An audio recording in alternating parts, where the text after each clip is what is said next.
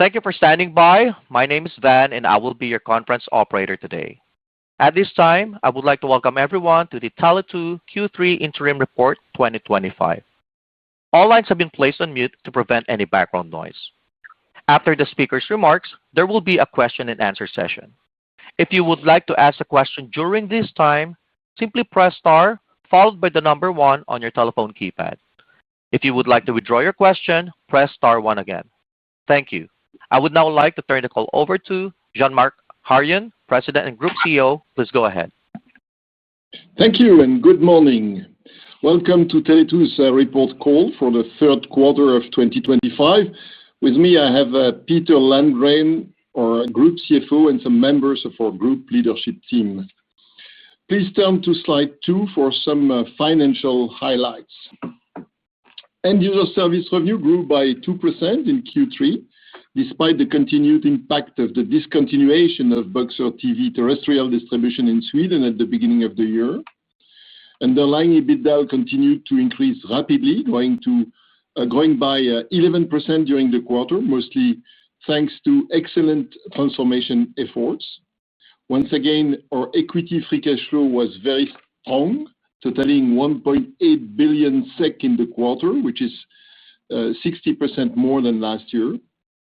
At the end of September, we had reduced our workforce by slightly more than 600 positions, thereby already reaching the lower end of our targeted range of 600 to 700 by January 2026. September marked a major milestone as we completed the 5G upgrade across our entire Swedish network. Coverage jumped from 25% to 90% of the territory, now reaching virtually 100% of the Swedish population. And just recently, Opensignal named Tele2 the global leader in 5G video experience. We are also stepping up our long-term network ambition in the Baltics. The creation of the first pan-Baltic TowerCo is a key enabler supporting our future expansion while unlocking value from our infrastructure there. The transaction is expected to close in Q1 2026. Finally, we are proud to have been recognized by Time magazine as one of the world's best companies, a ranking based on employee satisfaction, growth, and transparency in sustainability. Please move to page 3 for more details on our results. As said, end-user service revenue grew by 2% organically in Q3, driven by continued strong growth in the Baltics and accelerating growth in Sweden. Excluding the Boxer impact, group end-user service revenue grew by 3%. The 11% growth in underlying EBITDA was driven by the transformation, improved profitability in Sweden business, and the Baltic revenue growth.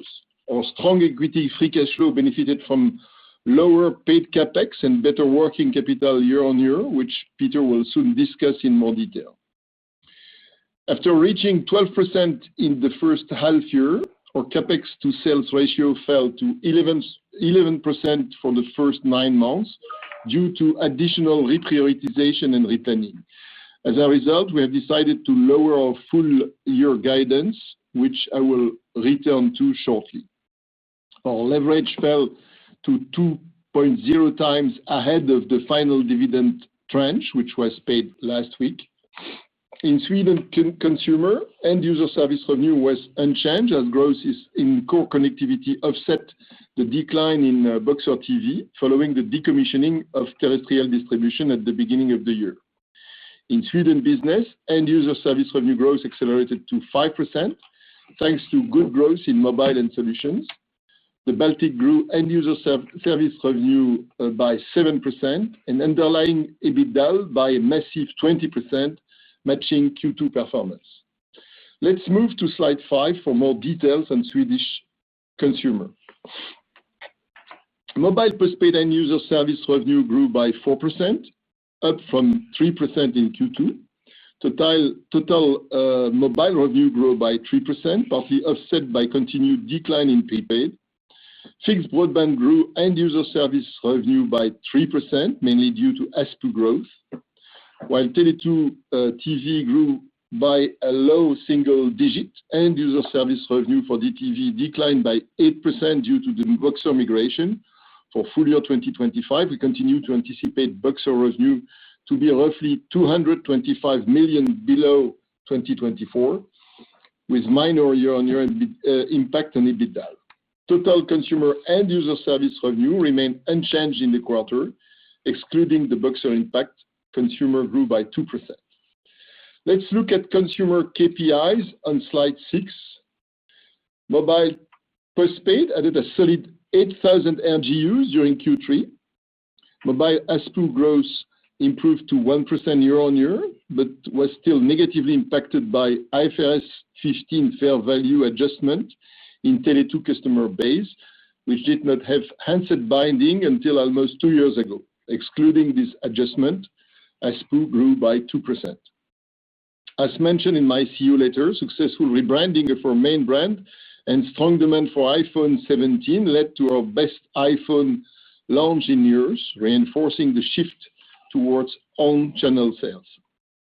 Fixed broadband grew by 1,000 RGUs in Q3, whereas ASPU grew by 2% due to price adjustment. Similar to Q2, we observed aggressive competition in open networks, along with escalating wholesale access fee, which hampered volume growth. Our TV business further stabilized as the customer base approaches a neutral development. Tele2 TV RGUs grew, driven by our recently launched Flex TV offer, whereas Boxer TV RGUs declined. Please move to slide 7 for Sweden business.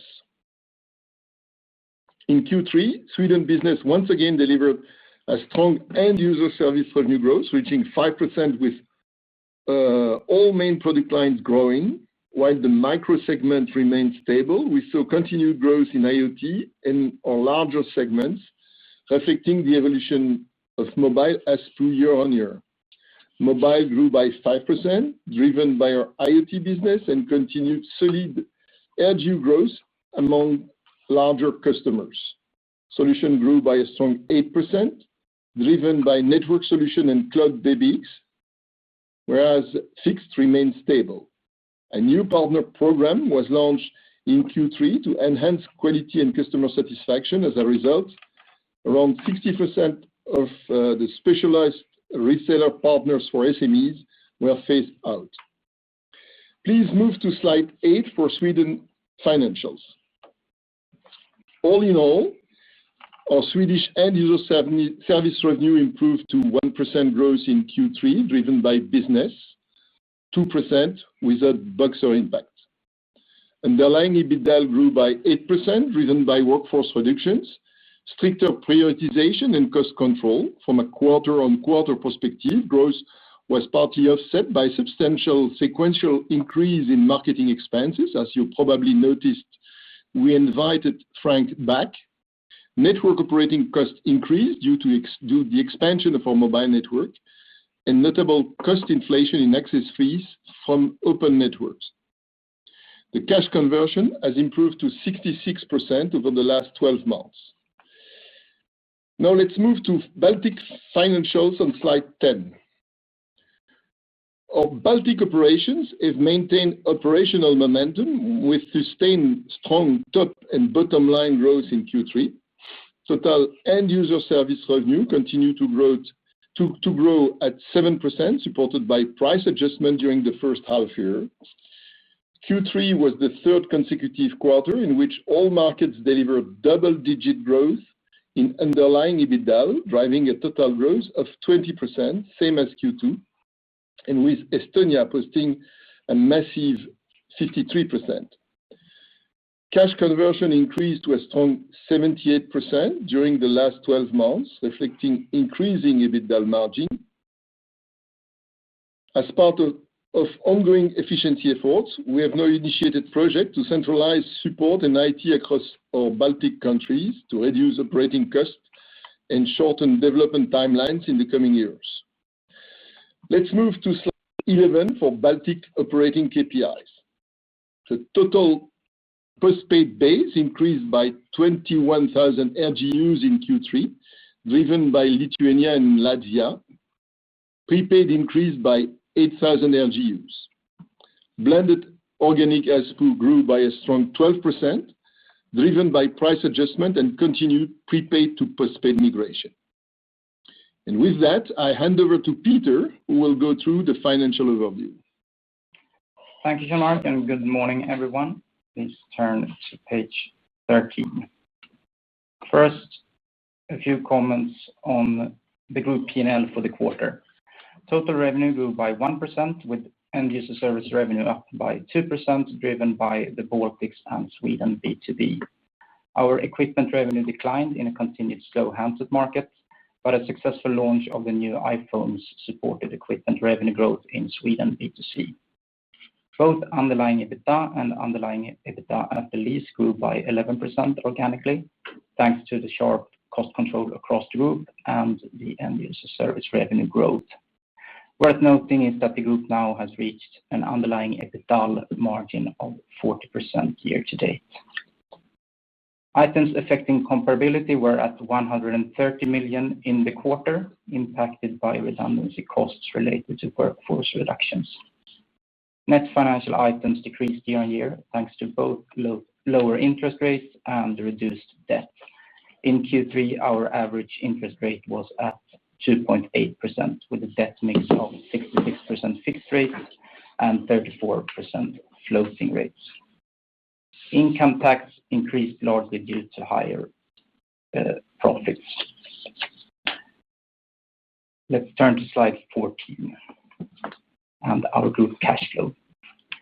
CapEx paid decreased by around 175 million. This was partly due to successful prioritization and partly due to a deferral of planned investment to 2026. Changes in working capital remained quite neutral in the quarter, slightly impacted by reduced liabilities. Net financial items paid, excluding leasing, decreased year-on-year, thanks to the reduction of interest costs, along with payment timing. Net equity free cash flow added up to a strong 1.8 billion in Q3, an improvement of 670 million compared to last year. And over the last 12 months, equity free cash flow has reached 9 SEK per share. So let's move to slide 15 and our capital structure. End of Q3, economic net debt amounted to 22.9 billion, reduced by 3.3 billion compared to the end of 2024. This was enabled by the cash generated in the business, exceeding the payout of the first dividend tranche in May.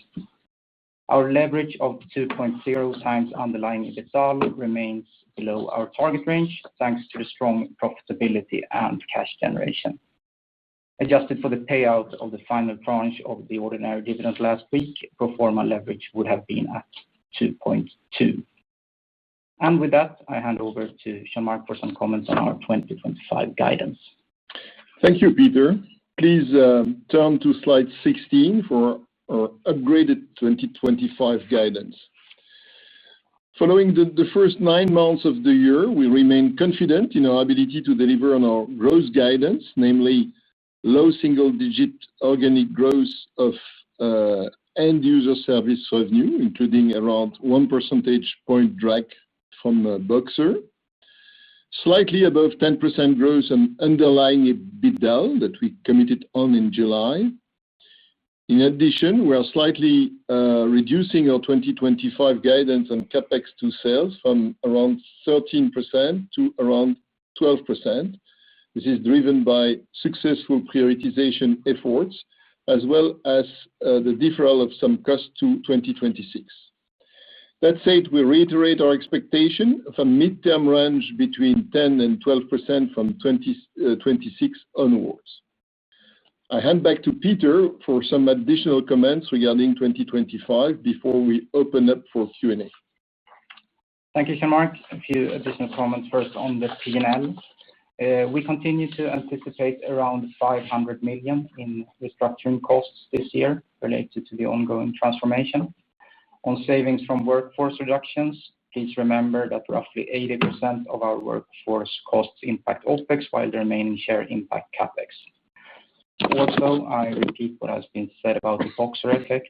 For the full year 2025, we continue to expect Boxer revenue roughly 225 million below 2024, and with a somewhat negative year-on-year impact on underlying EBITDA after lease. And then a few comments on the cash flow. In Q4, we will pay the final roughly 370 million for the Swedish spectrum licenses that we secured in 2023.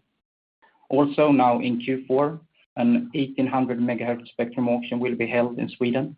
The payment terms in that auction is 50% in Q1 2026 and 50% in Q1 2028, as informed by the regulator.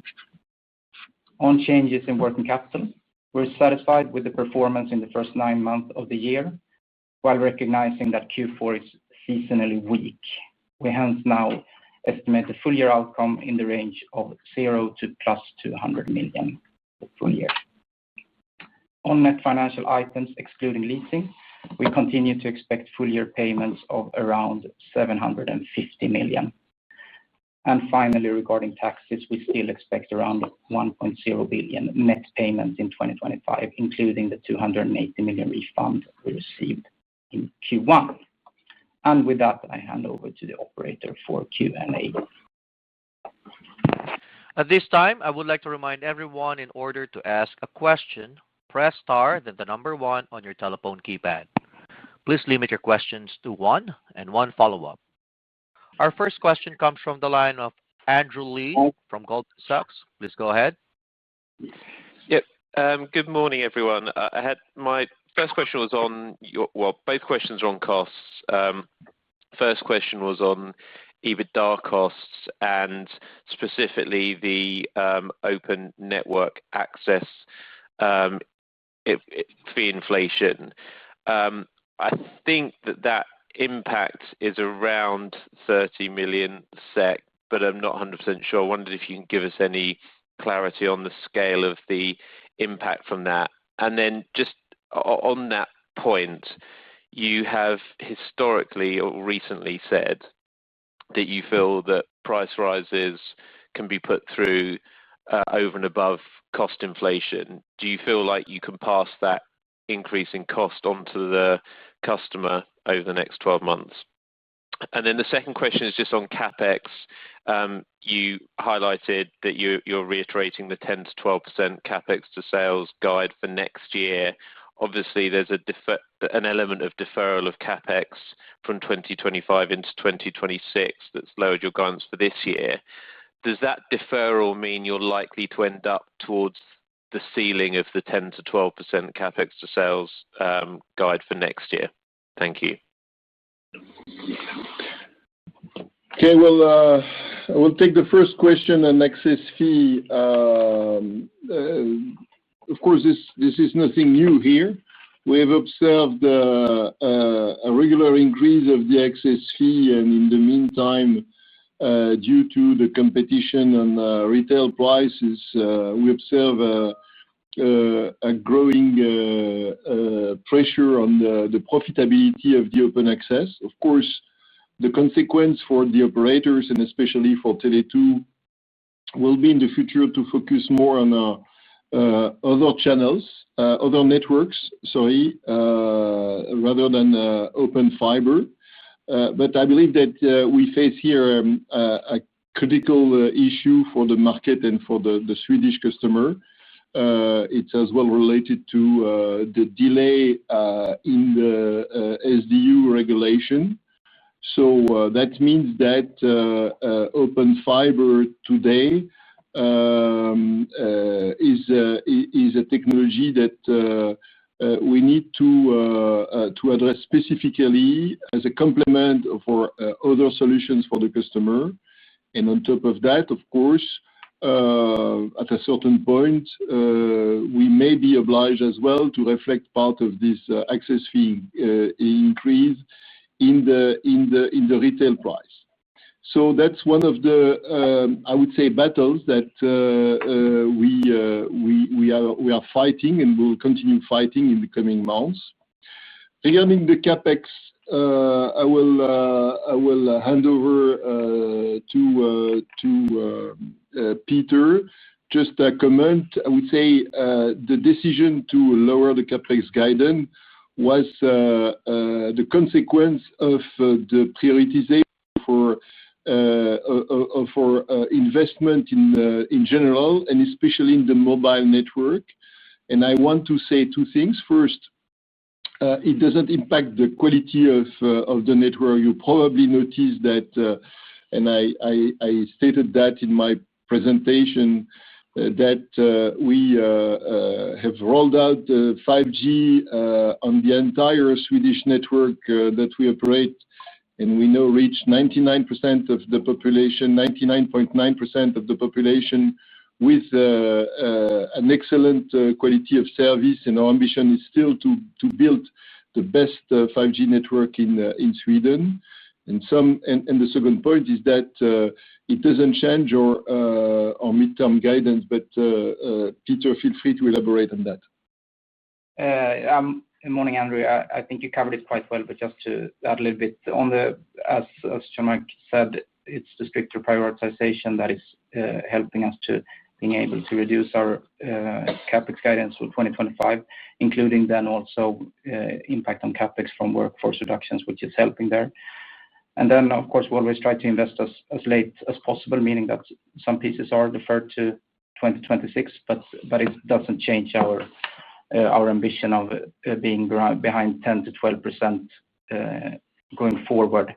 And to specifically answer your question on what it means for 2026, where we will be in that range is too early to respond on. Now we'll come back to our CapEx guidance for 2026 when we release our Q4 numbers in January.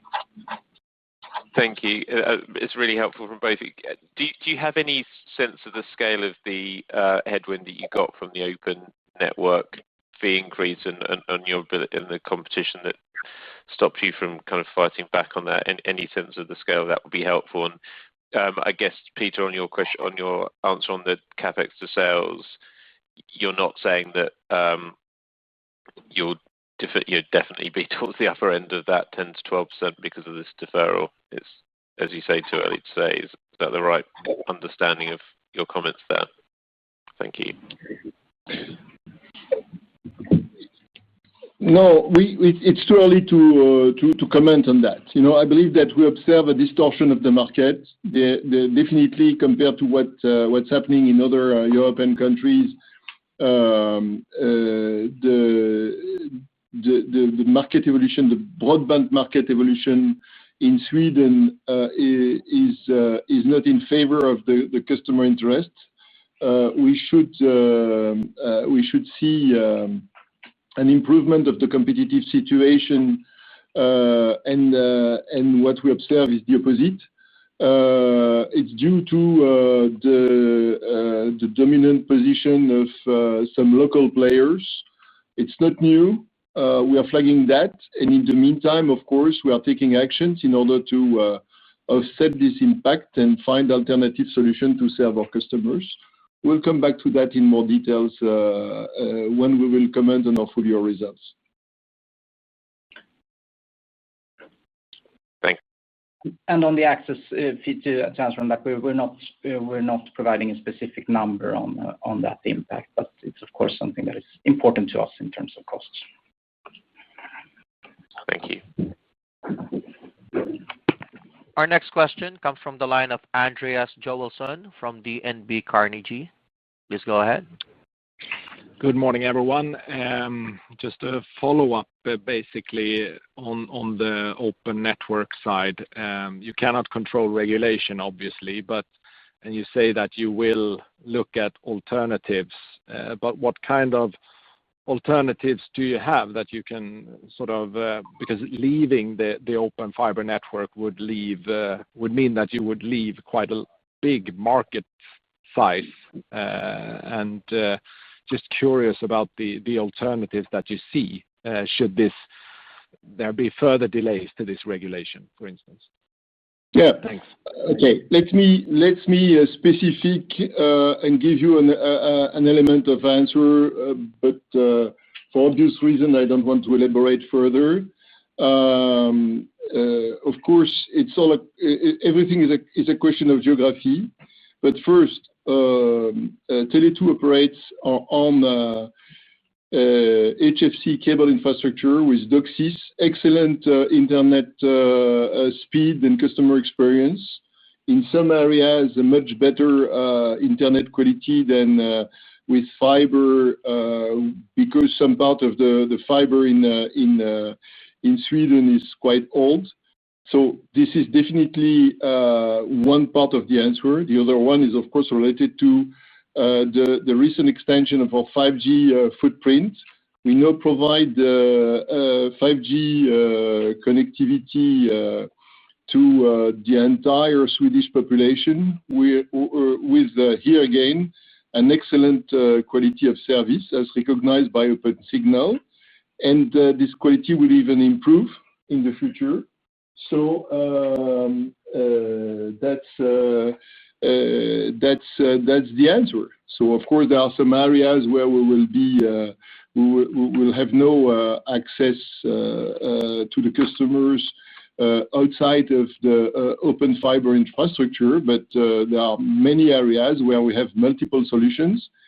And so far we were a little bit agnostic in the technology, but we cannot let the situation with open fiber degrade without responding.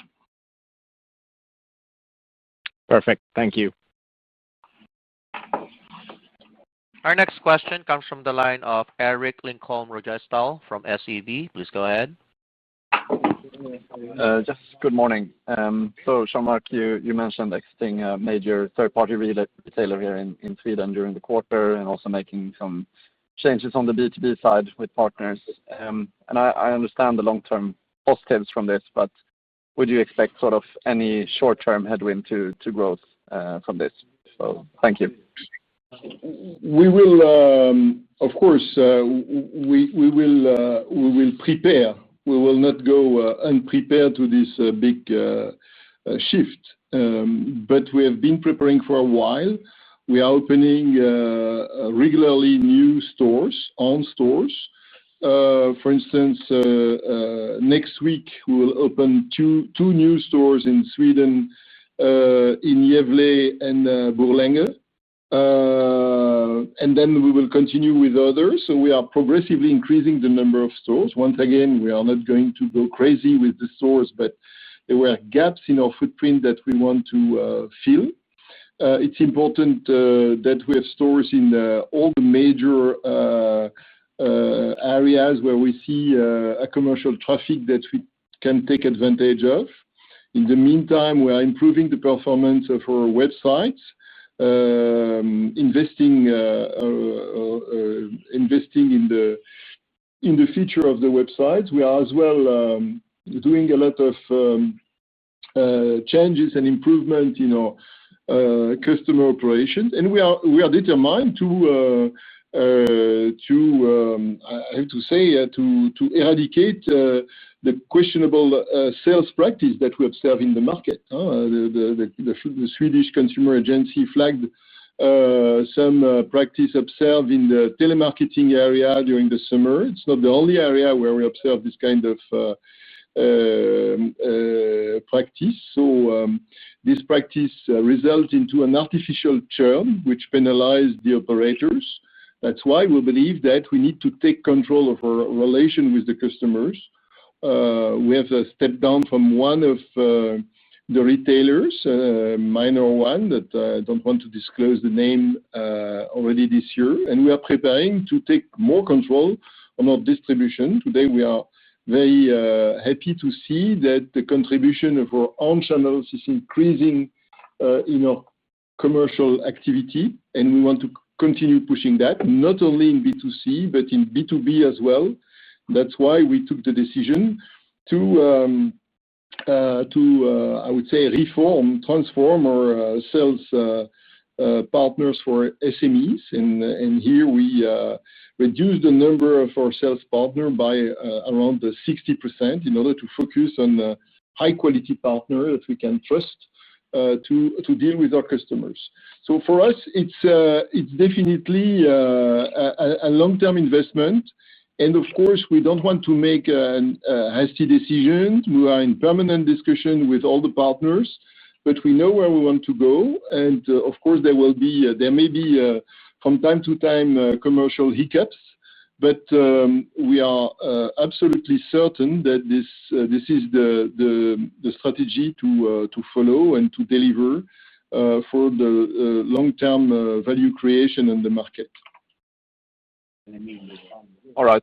But you expect any meaningful impact to sort of gross adds in the short term, or maybe for next year? That's why we are taking the time. We are just showing the path, but we are moving step by step.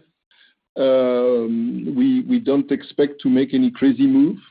We just want to consolidate, strengthen our own channels progressively, and make case-by-case decisions. Okay, perfect. Thank you for that. Our next question comes from the line of Maurice Patrick from Barclays. Please go ahead. Yeah, morning, guys. Thanks for the presentation and taking the question. If I could ask a follow-up question on CapEx, please. I appreciate you've indicated the 10 to 12% midterm range for next year, and you don't want to narrow that. But just to understand a bit around the key projects that remain pending, if I'm not wrong, you've signaled today you pretty much finished the mobile 5G upgrade and swap outs.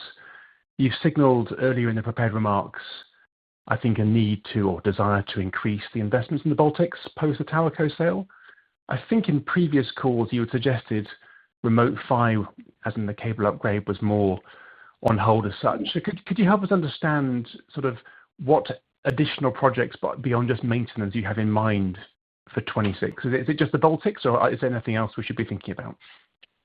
No, I believe that there is no hidden agenda or hidden project that we have kept in our wallet out of the sight of the investors. I believe that the revision of our capex guidance is just the consequence of some replanning that we had to do and that we were able to do, considering, I would say, the evolution of our rollout. So this is a very ambitious rollout that we are in.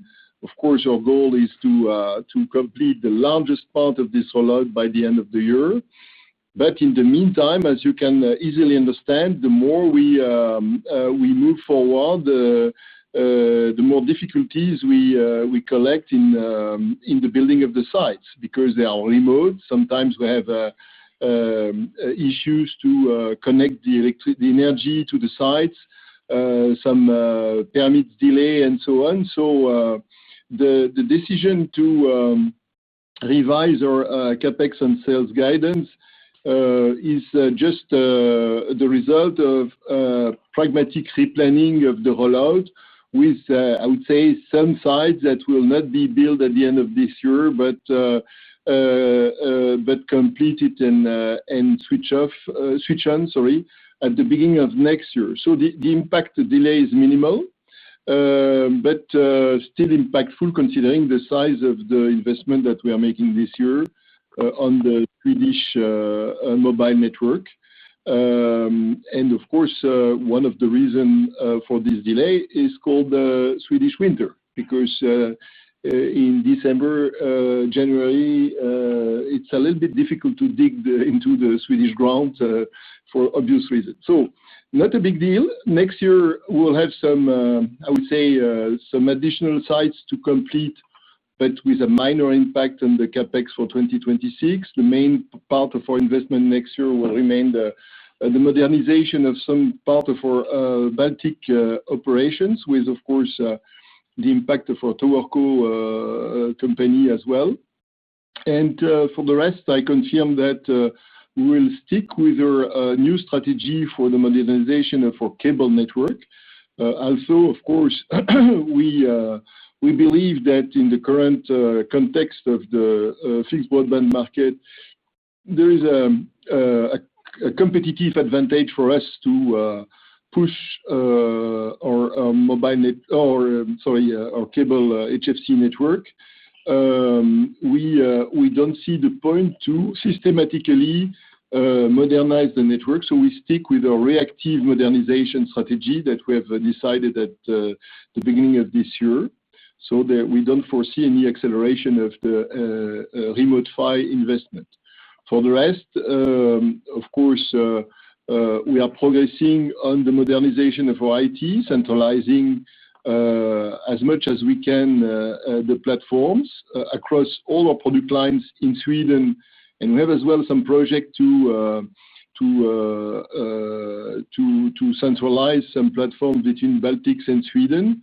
But I would say all this has been already anticipated, and compared to the network investment, it's a relatively minor part of our investment policy. So that's why we are quite confident that the replanning of our capex in this end of year will not change our midterm guidance, which is to keep the capex on sales ratio between 10 and 12 over the next few years.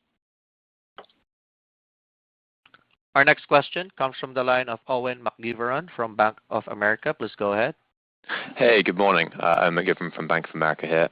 Question on costs. So on headcount, you said over 600 by the end of September versus the over 500 by the end of June. Could you give us a sense on the phasing of this reduction and when the incremental cuts will feed through into your numbers? And then a quick one on marketing spend. Just thinking about the weighting of Q3 versus Q4, trying to weigh the initial cost of a launch, where you said that there was a substantial increase in marketing spend in Q3 versus Q2, versus a more competitive Q4 where you'll do more advertising. Thank you. Yeah, maybe I will ask Peter to complete, but keep in mind that compared to H1, we have three areas where we had foreseen, I would say, slightly higher spending in H2. The first one is definitely the marketing areas where we have reintroduced Frank with I would say an obvious result on the traffic in our stores, on our website. I would say a recognition of the Tele2 brand, which has improved. I'm referring here to the ID sender KPI. It's improved significantly compared to H1 with a tripling of the recognition by the customers.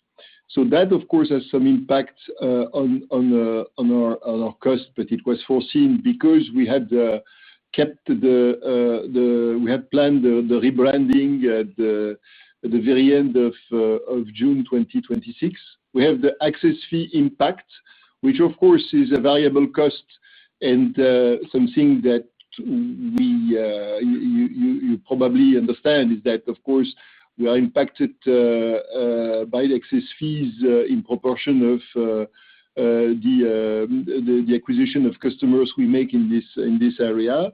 And something that we cannot forget either is the increase of our network OPEX, which is proportional to the rollout of the network. So the more sites we build, and we are on a good path to complete the rollout of our 5G network, but the more maintenance OPEX we need to support. Peter. Yes, thanks, Jean-Marc, and I can add maybe a little bit on you asked specifically about the timing in the workforce reductions, and I think it's two aspects of this. One is that we of course try to optimize gradually and find improvements every day, but there was in a bit of a larger portion in it towards the end of the quarter, to end of September, where a bit larger piece of the reduction came through, which means that, and when it comes to the cost for that, you can see in our restructuring cost a bit of elevated costs in Q3, and that's all reflected in the Q3 numbers, the severance payments for those reductions.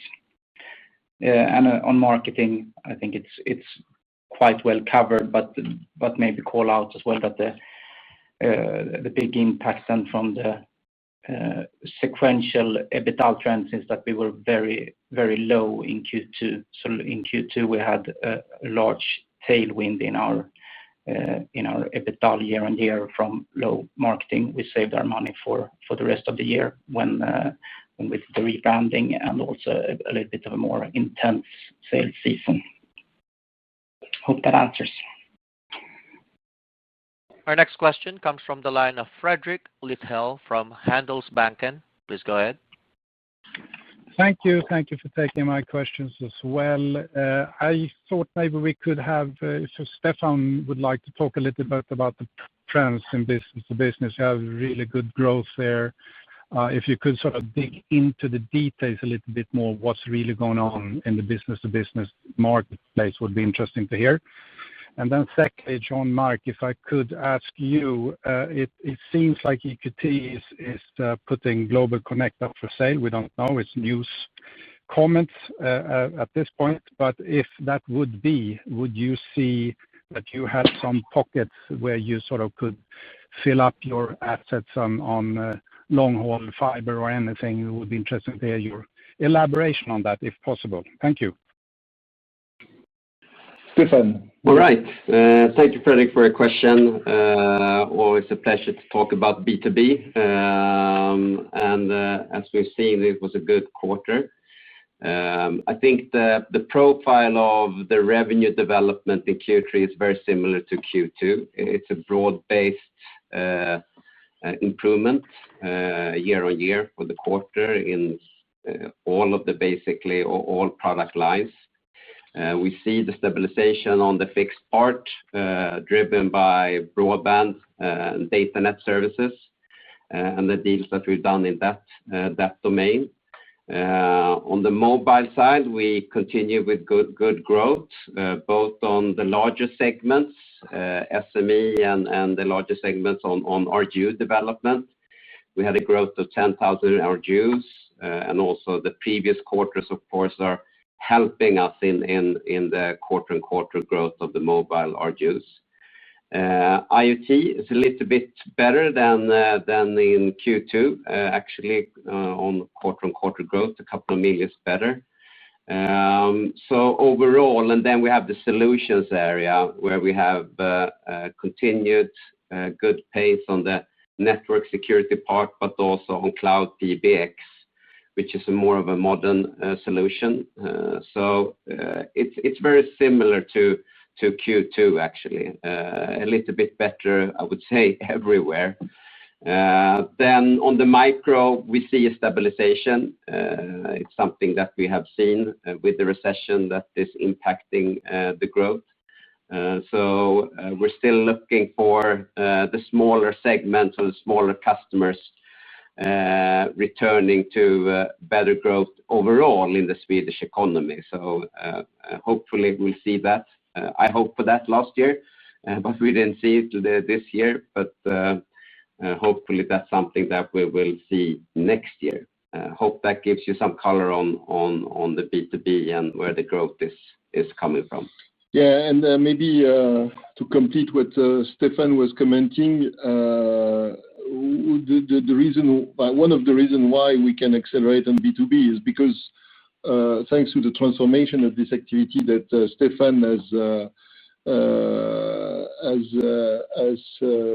delivered in H1, we have no profitable growth. We can now secure profitable growth in all the segments, including the solutions. So that's of course a key lever for us for the acceleration of the revenue. And I will not comment on Global Connect. As commented by Peter, yes, we have I would say an excellent balance sheet so far, but we have stated at the beginning of the year, and I will stick with this statement, that the decisions about the use of the cash flow will be taken after the full delivery of our transformation this year. So we still have a quarter to go, and therefore I will not I will not preempt any discussion that will be at the board level, that will take place at the board level in January. Our next question comes from the line of Nick Lyall from Berenberg. Please go ahead. Yeah, morning everybody. Can I just ask two, please? Firstly, on the contracts with suppliers, could you remind us how far you are through your negotiations with your suppliers so far? And could you help us by giving us some sort of target to quantify the savings you might make from that over time, please? And then secondly, on the access cost point, trying to avoid access costs or alternatives to access costs, how does that fit with the idea that you're going to be just reactive on remote PHY on the coax network and also sort of tailing off spending on 5G as well? Those two don't seem to tally. So could you tell me what I'm missing there, please? Thanks. Peter will answer on the contract and the savings. Yes. Morning, Nick. Yes, on the number of contracts, we have now renegotiated around 225 contracts and keep working on them in full pace, of course, also going forward. We're not providing any specific financial targets on this exercise. It's, of course, an important component in our EBITDA improvements, but we stick to what we aim for in our on our EBITDA and CapEx guidance. So that's what I would say on the contract negotiations. And then, Jean-Marc, I don't know if you want to comment again on the access cost and remote PHY, maybe. No, I was consulting with Peter Cermak. I don't believe that there is more to say about the access fee. We are observing, I would say, a negative evolution of the market in terms of profitability. This evolution goes in the opposite direction compared to all the other operating countries. We observed that PTS has been blocked in the SDU regulations, so there is a problem with the market structure. Of course, we will fight in order to get better market conditions for the customers. In the meantime, I would say we have other cards to play, and I believe that the consequence of this increase in the access fee, which is not motivated by any reason but I would say the collection of an additional fee by the intermediary operators, the local intermediary operators, is to motivate the operators to use their other networks. And once again, we have more than 1 million households served by our excellent DOCSIS network, providing 1 gigabit per second internet to MDUs across all the country. And in the meantime, now we have our 5G technology that we can use in order to serve families and homes with 5G connectivity, and no need to elaborate too much on that, but we observe that mobile broadband is becoming more and more popular amongst our customers, especially the new generation as the main access to internet.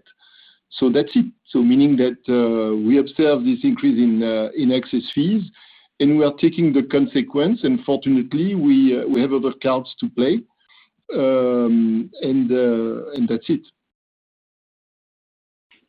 We are just commenting on access fees because it was obviously one of the, I would say, the components that may have been underestimated from external observers on the Swedish market. But we are not the only one impacted by that.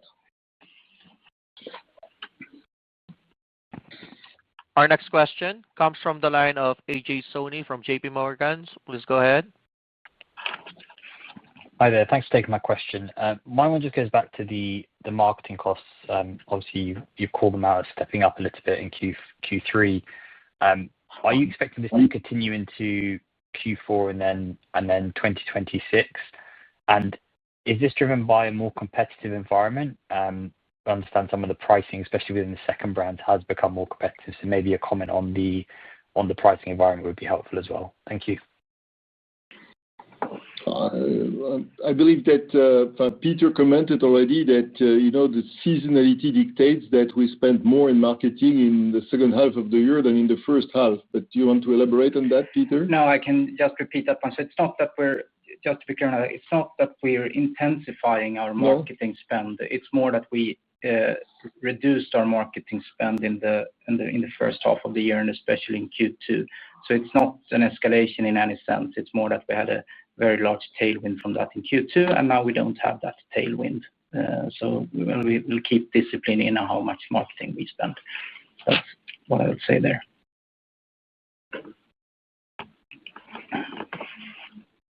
Our next question comes from the line of Felix Henriksson from Nordea. Please go ahead. Hi. Thanks for taking my question. I think beyond the FTE reductions and the vendor contract renegotiations, you've highlighted that the decommissioning of some unprofitable B2B services and sort of automating the service deliveries, sort of one of the key drivers for your profitability transformation. So could you just please provide a bit of an update on that work stream? That would be very helpful. Thanks. All right. Thanks for the question, and Stefan here to respond on the automation and IT transformation. As we've been alluding to before, I mean, we are doubling down on IT transformation for B2B this year, and it will go on into next year. We're actually in the middle of the work, of the scope work of that. So we're doing requirement design, all of that, but we haven't come into production yet. The first phases of production will come next year. We won't give you a specific quarter, but we will see specific product segments being handled by a new end-to-end IT ecosystem, which will really will be something different, much more efficient than the ways we're working on today.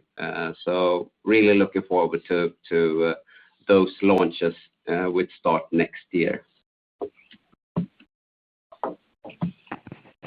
Our next question comes from the line of Maxime Findlay from Redburn Atlantic. Please go ahead.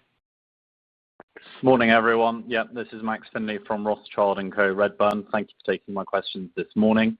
Firstly, going back to the FTE question, just checking where the in-quarter reductions were removed, I assume Sweden, and any clearer ideas where you might land in your 600 to 700 FTE reduction range would be very helpful.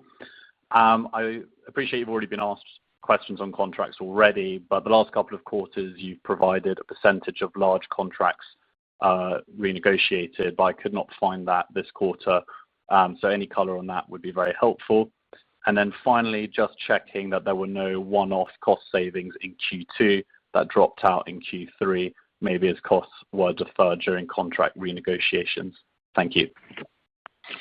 Okay, well, I will let Peter answer the last two questions on the FTEs. As we commented, we have reached the lower end of the target already. We believe that we will land, we'll finish the year, I would say, very close from the full year target that we gave ourselves, which was between 600 and 700.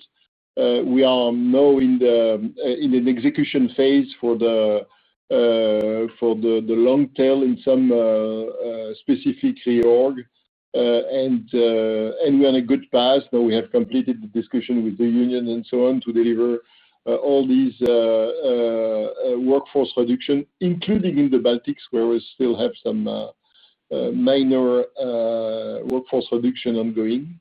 But we will deliver workforce reduction in line with our target. Yes, and on the workforce reduction, just most of it then maybe a repetition, but was towards the end of the quarter, in the end of September, and it's majority in Sweden then for the workforce reductions in Q3. On the contracts, it was altogether we have renegotiated 225 contracts now.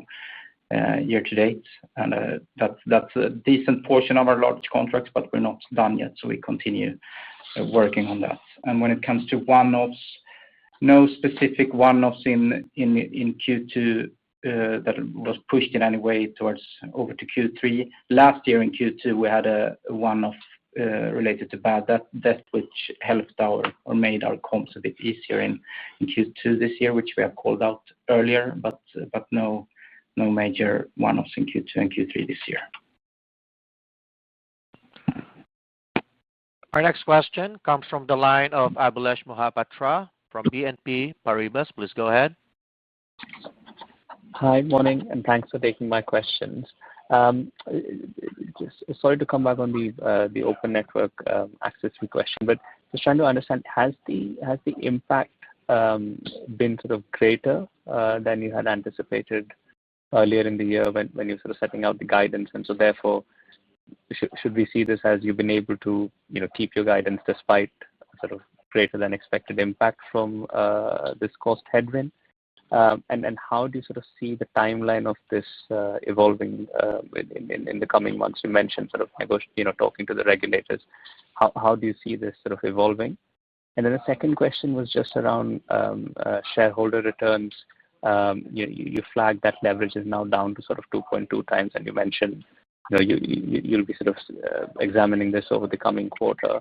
But as we think about your leverage target range 2.5 to 3 times, what are the sort of puts and takes of where you would want to end up compared to that sort of target leverage range, low end versus high end?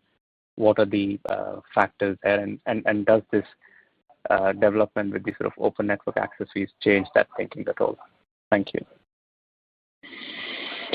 Okay, so there's a lot of questions about access fees. We don't want to emphasize too much this topic, but okay, to answer your question, what can we add on top of what we have already commented? We observe that the situation is becoming a little bit critical, but once again, it's not. It's the result as well of the fragmentation of the fixed broadband infrastructure market in Sweden. So the reaction of the different landlord associations, for instance, are not the same depending on the networks that we are considering. And we see that, for instance,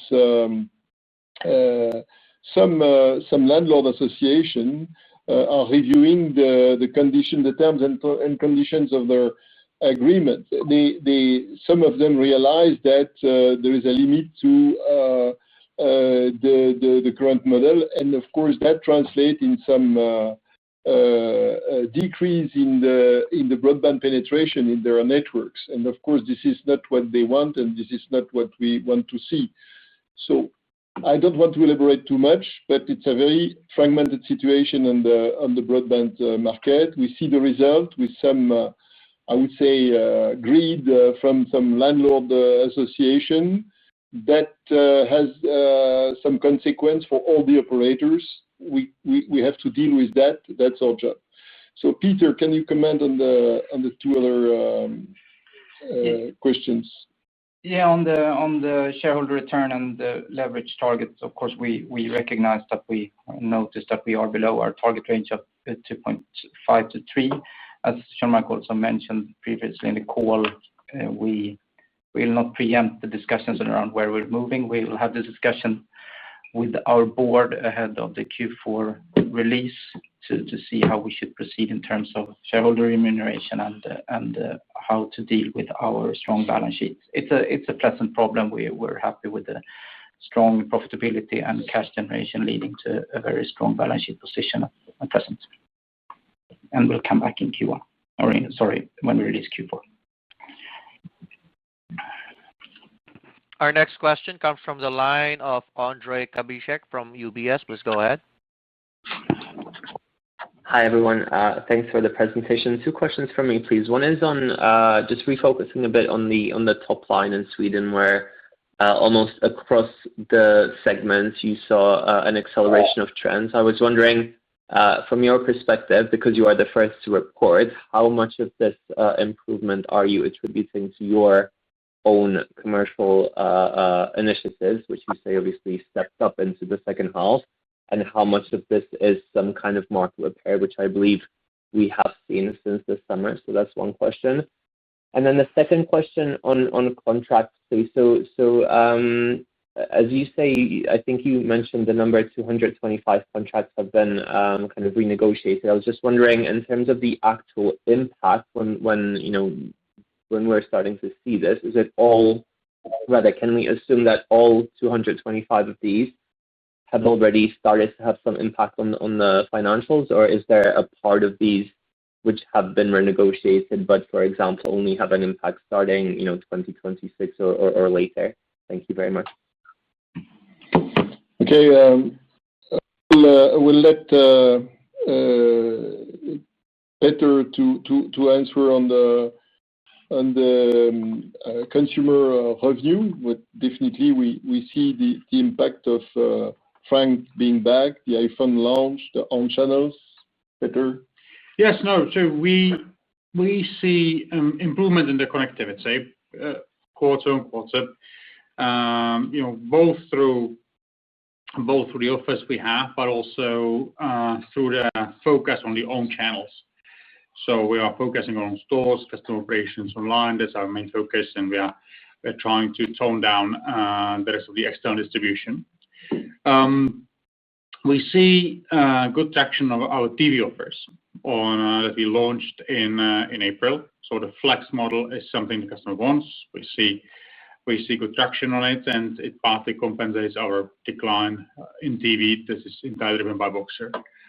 So the launch of Frank has helped to improve our commercial momentum since summer, and it continues. We will continue what we are doing right now. It's a mix of pricing, some acquisitions, and the focus on own channels. And Peter, do you want to take the other one again? Yeah, I can take that again, but it might maybe a slightly new angle to the question. Again, 225 contracts has been renegotiated. When it comes to the timing of this, it is a mix. In some cases, we were able to reap the benefits directly. We saw quite much of that in the first half of the year. But of course, depending on the nature of the contract and what we're negotiating, something is coming later. So some pieces will also come from 2026. So it's a gradual effect of what we're doing that you should expect. Our final question comes from the line of Siyi He from Citi. Please go ahead. Hello. Hi, good morning. Thank you for taking my questions. I just have a question on the cost side. I think, Jean-Marc, in your CEO letter, you talk about that Tele2 are ready to gradually increase the efforts to optimize your teams and optimize your process. Just wondering if you can comment on maybe the kind of saving that we could have, and when should we expect it hit the financials? And I also believe that you decided to take away the midterm targets at the beginning of this year. Just wondering, after you complete the staff reduction, should we expect the reintroduction of the midterm guidance at a full year result? Thank you. So I didn't answer the last. The second one, if we have a midterm financial guidance. We don't.